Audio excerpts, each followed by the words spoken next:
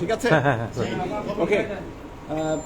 আপনাদেরকে অনেকক্ষণ ধরে অপেক্ষা করিয়ে রেখেছি, তার জন্য প্রথমে ক্ষমা প্রার্থী। আমি একটা আসলে জরুরি অন্য একটা মিটিংয়ে সচিবালয়ে যেতে হয়েছিল, সে কারণে আমি সকাল 11টা থেকে আসলে ছিলাম না।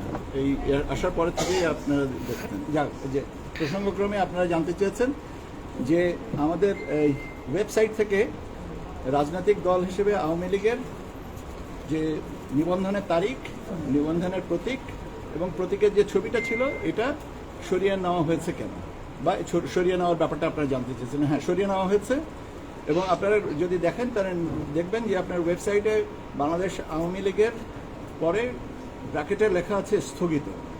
গত 12ই মে একটা স্বরাষ্ট্র মন্ত্রণালয়ের থেকে যে রাজনৈতিক কর্মকাণ্ডের উপরে যে নিষেধাজ্ঞা দেওয়া হয় সেটার ধারাবাহিকতায় আমরা রাজনৈতিক দল হিসেবে বাংলাদেশ আওয়ামী লীগের নিবন্ধনকে স্থগিত রেখেছি, সেটা আপনাদেরকে আগেও জানিয়েছি।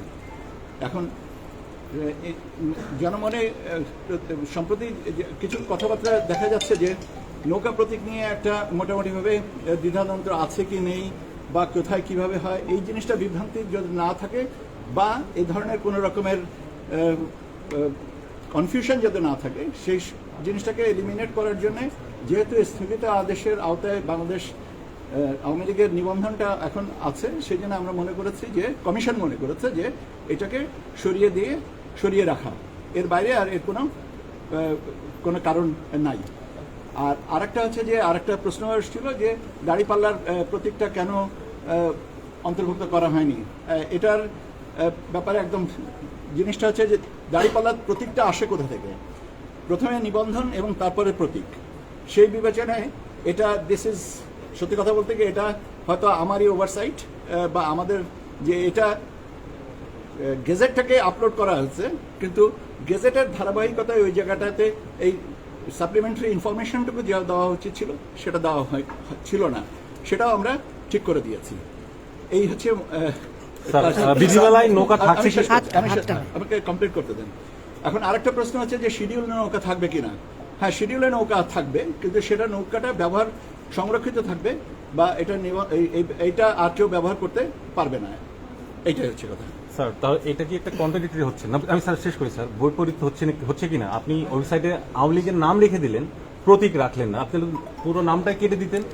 এটা আপনারা এনসিপি চাপে আপনারা এক করলেন কিনা, এবং গতকাল উপদেষ্টাকে স্ট্যাটাস দিয়েছিল সেই চাপে আপনারা করছেন কিনা? এটার সাথে কারোর কোনো চাপ বা কোনো কিছু নাই, এটা বিভিন্ন জায়গা থেকে জিজ্ঞাসা করা হয়েছে, সেই জন্য শুনেন মূল জায়গাটা কোনটা, মূল জায়গাটা হচ্ছে যে গেজেট, সেই গেজেটে তো এটা বহাল আছে।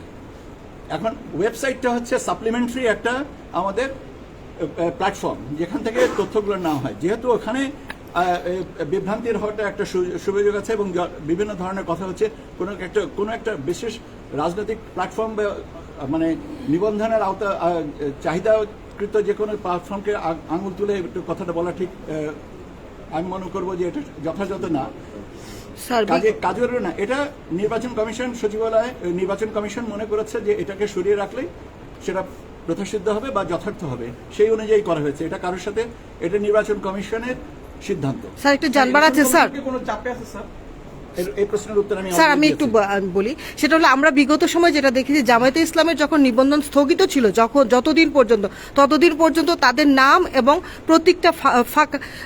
প্রতীকটা ফেলা হয়নি, আর যখন তাদের নিবন্ধন বাতিল হয়েছে তখনই তাদের প্রতীকটা তালিকা থেকে সরিয়ে নেওয়া হয়েছে। কিন্তু এবার তো আওয়ামী লীগের ক্ষেত্রে স্থগিত অবস্থাটা, আমি বলছি যে শিডিউলে কিন্তু এটা আছে, এখানে website is a supplementary platform. এটা তো সবাই দেখে, এটা তো আর মানে আপনার ভোটার তালিকায় উঠছে না, ভোটের ইয়েতে উঠছে না। সেটাই বলছি যে এখানে বাংলাদেশ আওয়ামী লীগ এর পাশে, এই নামের পাশে স্থগিত বলে একটা কথা আছে, স্থগিতের সাথে পরবর্তী জিনিসগুলো কনফিউশন সৃষ্টি করতে পারে, সেই জন্যই কমিশন মনে করেছে এটাকে সরিয়ে দেওয়া হবে। প্রতীক থাকলে এটা বাধাটা কোথায় ছিল বুঝলাম না। আইনি আমাদেরকে আগে তো একজন নির্বাচন কমিশনার বলেছিলেন যে এটা থাকতে কোনো বাধা নাই, সংরক্ষণে বাধা নাই।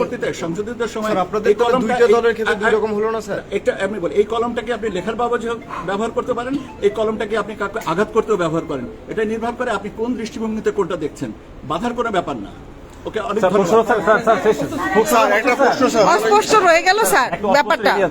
আপনি প্রতীক সরাই ফেলেন কিন্তু নামটা থেকে গেল মানে হ্যাঁ। এখানে একটা অস্পষ্টতা মানে তার কারণ হচ্ছে প্রতীক যে সরানো কি এটা বাতিল করা হয়নি, বাতিল হয়নি তো এখনো, স্থগিত করা হয়েছে, নিবন্ধন right. স্থগিত করা হয়ে গেছে। স্থগিত আর বাতিলের ভিতরে স্থগিত ব্যাপারে- থাকলে তো এমনিতে স্যার আরেকটা প্রতীক নিয়ে কথা হচ্ছে, শাপলাকে অন্তর্ভুক্ত করবেন কিনা শেষ করুন না ভাই, এটা নিয়ে শেষ কথা করুন হচ্ছে, না। এটা নিয়ে বলুন।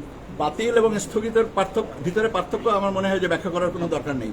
শাপলার ব্যাপারে কমিশনের সিদ্ধান্ত যে শাপলাকে তফসিলে অন্তর্ভুক্ত করা হয়নি এবং এখনো পর্যন্ত হয়নি, এবং যদি কমিশন মনে করে শাপলাকে পরবর্তীতে অন্তর্ভুক্ত করে সেটা কমিশনের সিদ্ধান্ত, সেই ব্যাপারে তো আমি কিছু বলতে পারবো না। স্যার নৌকা কেউ পাবে কি না। চাইলে না, ওকে ধন্যবাদ আপনাকে।